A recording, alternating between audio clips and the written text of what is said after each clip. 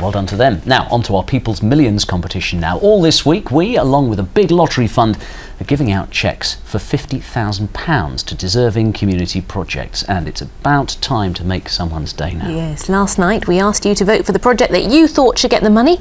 So, will it be the Bee Guardians of Gloucester or the Cadbury Heath Pavilion project? Well, Bob Cruz went along to surprise the winners a little earlier. Well, it's another day, another big giveaway in the People's Millions, and today I've got another one of these £50,000 cheques to give away. I'm in Gloucester tonight, and there's a group of very excited children inside waiting to find out whether the Bee-inspired project has won the money. Let's go in and tell them the good news. Just through this door here. Hello. I'm very pleased to tell you that you've won £50,000!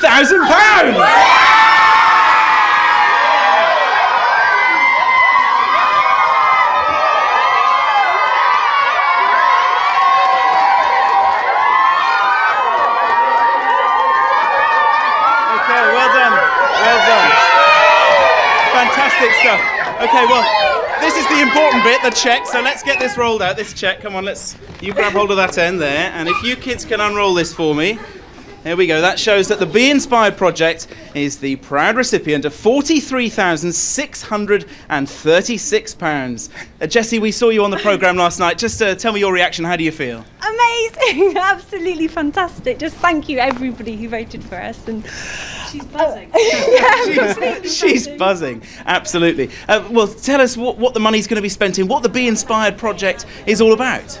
Well, we want to work with people all over Gloucester. We want to inspire people to learn about all the bees and just get involved, and we're going to plant hundreds of trees around the city. We're going to grow gardens like the one that's here already and just inspire everybody. So if anyone could come get involved. Tell us why you think that's so important and why you've been getting the children here at Beaufort School involved. Just to put the message across that bees are so important because they pollinate the food that we eat, and the more we learn about the insects and the animals and the creatures around us, the more we can appreciate them and start to conserve them. And by getting everybody here involved, it's just so exciting and so amazing. Okay, Jessie, well done. Well, you've got a lot of money to spend on this project. Here, some of the children here who've already been inspired by... can I talk to you, young man? What's your name? Tom. Tom, what have you been learning so far as part of this project? I've been learning about how many types of bees there are. It's just how endangered they are, but there are so many. It's just amazing. Okay, well, we must say commiserations here to the Cadbury Heath Pavilion team who were up against the Bee-inspired project for this money. Sadly, they haven't won the money. They wanted to renovate their building there and make it a real new heart for the community. The good news for them is they are still in with a chance of winning our Best Runners-Up prize, and we'll be announcing that at the end of the week. So a big check here for the Bee-inspired project, and we've got another one of those to give away tomorrow night, and two more very, very worthy projects to decide between, and we need your help to decide which one is going to get the money tomorrow. So with the details of those next two projects, here's Ellie Louise. She's a lovely character ship, this one. She needs that little bit of tender loving care to keep her going. The Balmoral was built in 1949. Each winter she docks in Bristol, where a team of volunteers tend to her every need. But come summer, she takes to the water.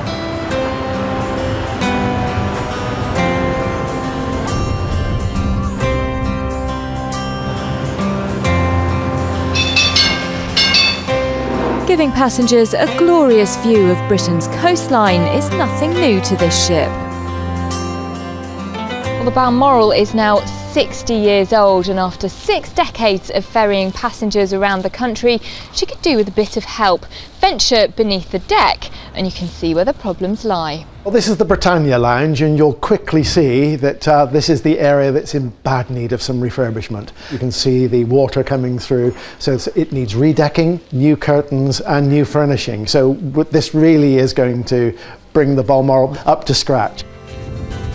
She is the last vessel of this type running in the UK waters now, so it is very, very special that we carry on with operating her. And I suppose the problem would be, not in the immediate future, but she may not be granted a certificate to run if we weren't carrying out this work. Expert volunteers have been tending to the Balmoral for years. Everything from drawing up the plans for the lounge to the more menial tasks have been carried out with love. This ship still works. It still has a life. It still earns its keep.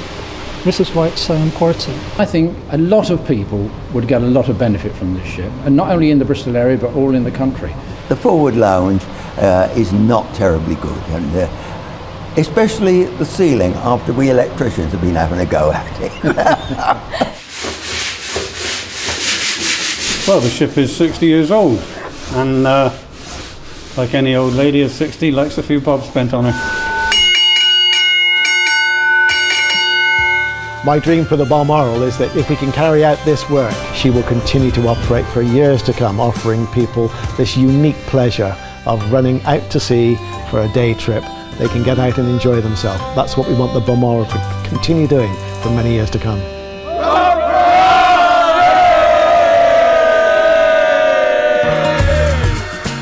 Stand by for the voting numbers, but for now we leave Bristol and head to Peasdown for the details of our next project.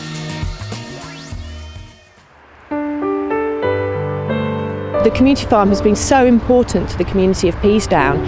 I think people are fascinated by animals, feeding the pigs or feeding the sheep or collecting eggs from the chickens is a wonderfully rewarding way to connect with, animals and where our food comes from. The people of Peasdown built this farm themselves a year and a half ago. It's the good life, but on a much bigger scale. The idea being local food for local people. Will it eat my hand off? And children and teenagers can come here to work on the land. I like to come down here because to see the animals. We like to see the animals because they got all different ones. Learn a lot about what kind of different stuff they like, food. Well, at the moment, this farm gives local people the chance to learn more about where their food comes from. But these guys have plans which would mean it's green fingers all round.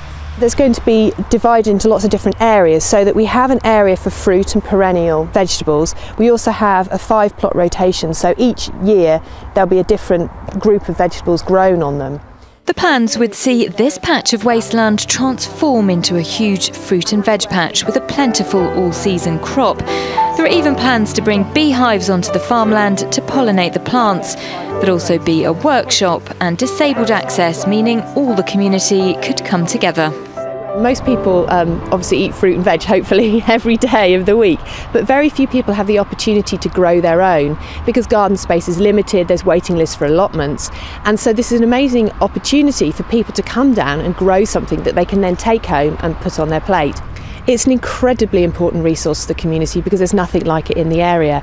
And even though we're quite a rural location, there's no real opportunities for children to come and discover about caring for animals, where their food comes from. So it's an absolutely amazing resource for the community.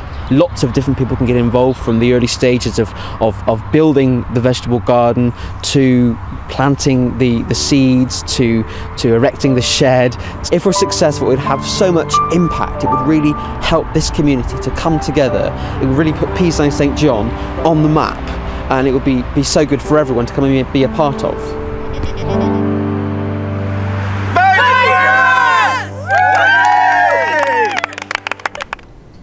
Well, two more very, very worthy projects, as I'm sure you'll agree. But which one's your favourite? Which one do you want to vote for? Now's the time for your pen and paper. Here are those all-important voting details.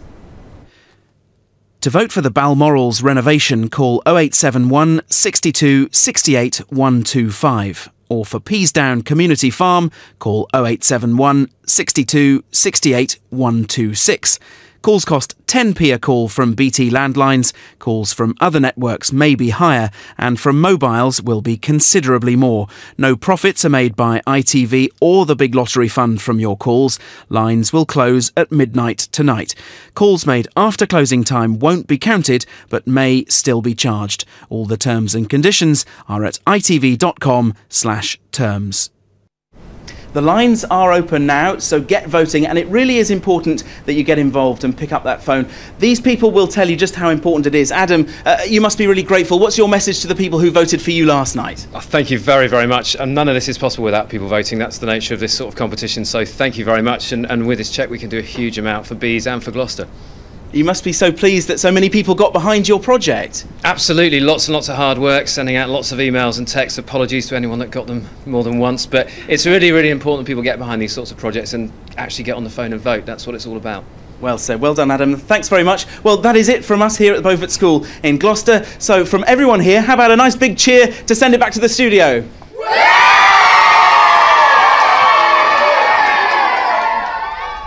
And you can find out who wins Balmoral or Peasdown Farm tomorrow. On to a roundup of last night's football now. Here's Ed Saunton with the highlights. In League One, Bristol Rovers managed